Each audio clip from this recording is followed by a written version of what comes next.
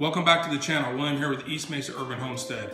So we got something fun and exciting going on here on the Urban Homestead starting on Saturday actually. But what I got here is I got some hatching eggs here. Okay, it's a first for us.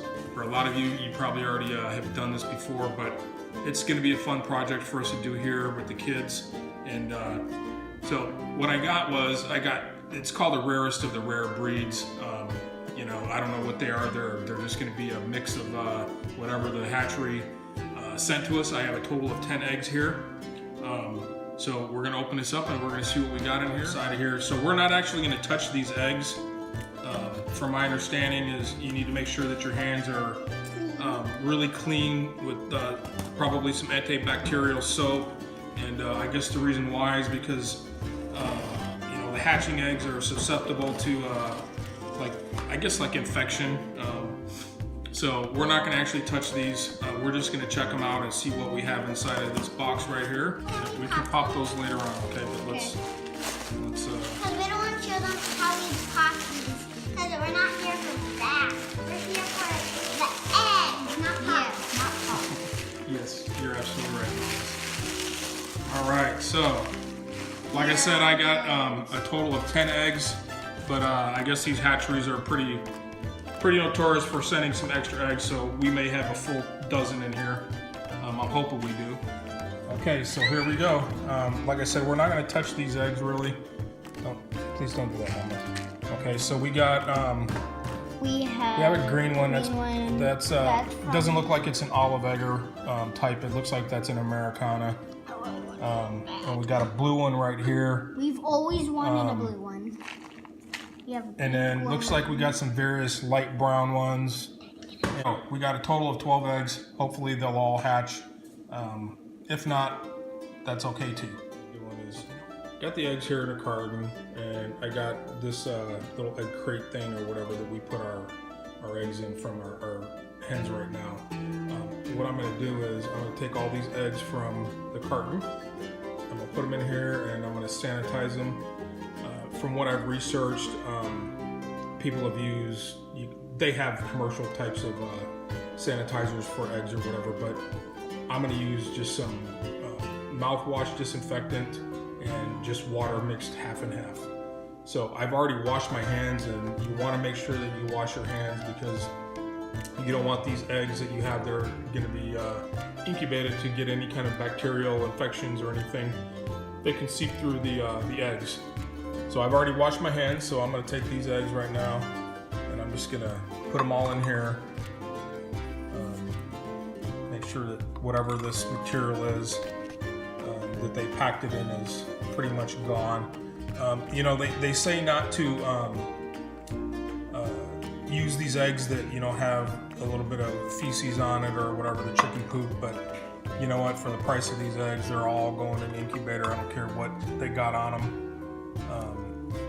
As long as they're sterile, and you know, actually this one right here is cracked.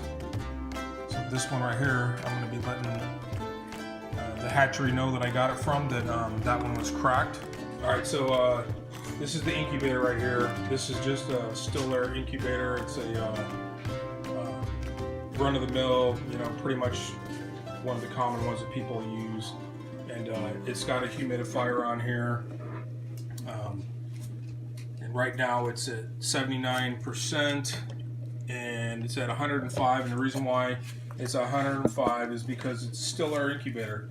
So the still air incubators, you want to have those about 5 degrees more than what a forced air would be, because it's circulating the air around, and with the still air, you're not getting that circulation. So this thing has been running actually for quite a while, and what I did was I sanitized all of this. I have the automatic egg turner inside of here, and you can see it right in here.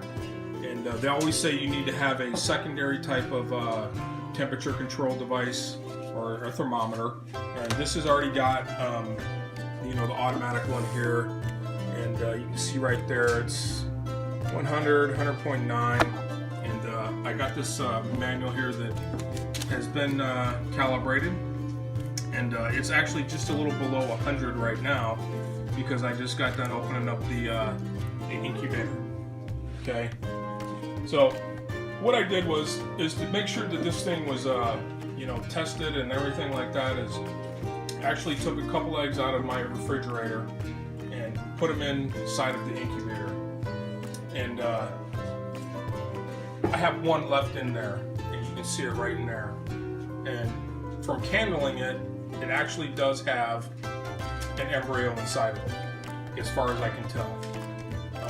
I'm gonna let it play out and see what happens. I put this in there on the 18th, and it's been in there for, today's the 29th. So it's been in there for 11 days, and we're just gonna see what happens with this. So this is all ready to go. Everything's been sanitized, and we're gonna see what happens. So what you want to do when you put the eggs in is you want to make sure that the pointed end of the egg is down. Now I've already sanitized my hands again in between everything here, but there's that one egg that's already been in there for about 11 days. So these are all going in with the pointed end down, and I'm going to put these more directly underneath where the heater's at. And then this model has a little thermostat with a hydrometer on it, I think is what it's called, for the humidity level.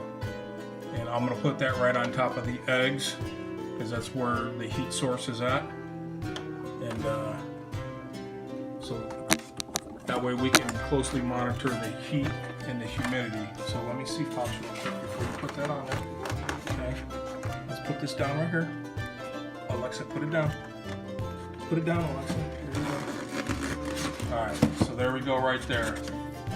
So everything's up in there. I'm going to be monitoring this real close tonight since there's a lot more eggs in there. The temperature and the humidity levels are probably going to be a little bit different. The other thing is that a lot of people say that initially the humidity level doesn't really matter. You want to keep it at least 50%. So right now, we're going to just monitor this and see what happens. So until next time, I'm out here.